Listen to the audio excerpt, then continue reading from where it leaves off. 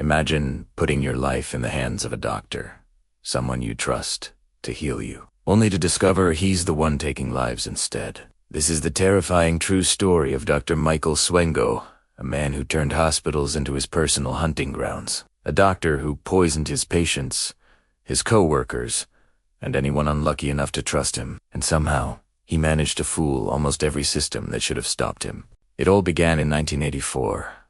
Michael Swango was in his early 30s, a promising medical resident at Ohio State University Medical Center. On paper, he was everything a hospital could want: intelligent, driven, polite, and precise. But behind that calm smile and crisp white coat hid something far more sinister. Swango wasn't fascinated by saving lives. He was obsessed with watching them end. He got a disturbing thrill from witnessing pain, from seeing the exact moment a person's life faded away. And soon, that obsession turned deadly.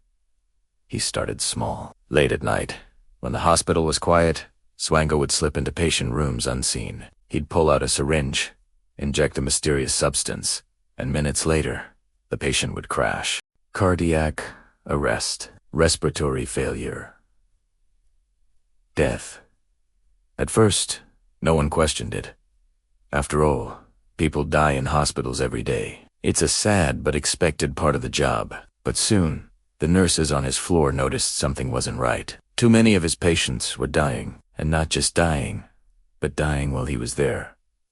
It was almost like clockwork. Every shift Swango worked, the death rate spiked. Nurses began whispering to each other, connecting the dots. They were the first ones to sound the alarm, reporting their suspicions to the hospital administration. They knew something was terribly wrong, but the hospital had no concrete proof. So, instead of investigating, the administrators quietly let him go. They didn't report him.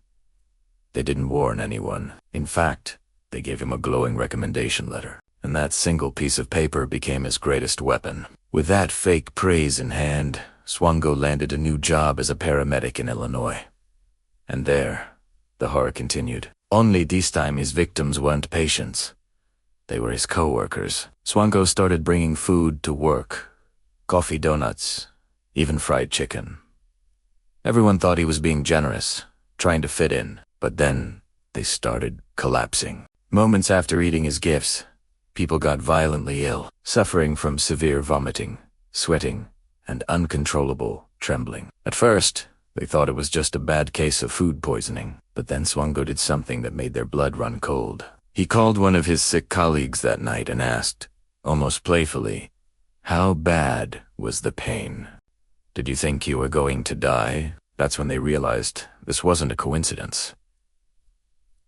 This was an attack. So they set a trap. They left a pitcher of iced tea out in the break room and watched. And sure enough, Swango walked over, pulled out a small bottle of ant poison, and casually poured it into the tea. The evidence was undeniable. The tea was tested, and it came back positive for arsenic. A search of his belongings revealed even more poison. And when police raided his home, they found a small lab of death, arsenic, cyanide, traces of botulism, and even ricin.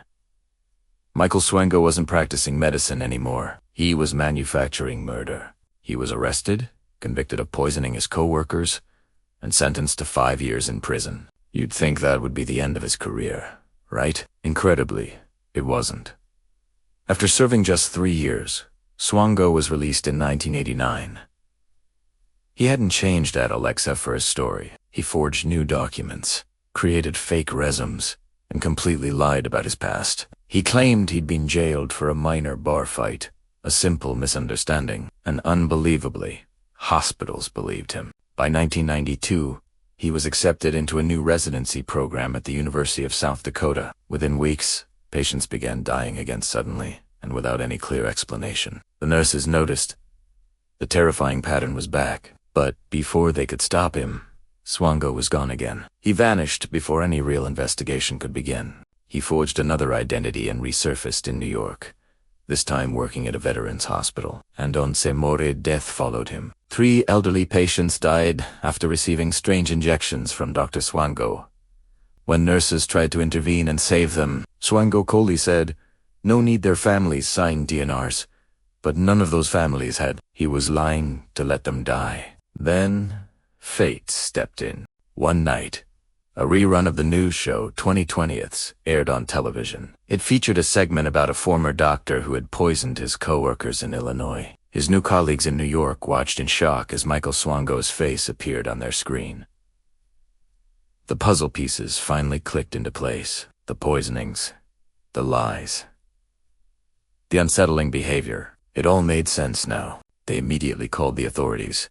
But by the time the police arrived, Swango had vanished again. He fled overseas, first to Zimbabwe, then Namibia, and later Saudi Arabia. Each time, he used his fake papers and charming personality to get medical jobs. And each time patients under his care mysteriously died, it was as if death itself had a passport stamped with his name. For years, he continued his deadly game across the globe. Finally, in 1997, his luck ran out. To renew his visa for a job in Saudi Arabia, Swango had to return to the United States. He probably thought no one would be waiting for him, that he had gotten away with it all. But he was wrong. The moment he landed at the airport, the FBI was there. Agents arrested him on the spot. Inside his luggage, they found everything they needed: fake medical licenses, forged documents, and a personal list of deadly chemicals. This time, there was no escape. Michael Swango was sentenced to life in prison without the possibility of parole. Authorities officially believe he killed at least 60 people, though the true number may be much, much higher. To this day, no one knows exactly how many lives he took, or how many hospitals unknowingly helped him do it by failing to act.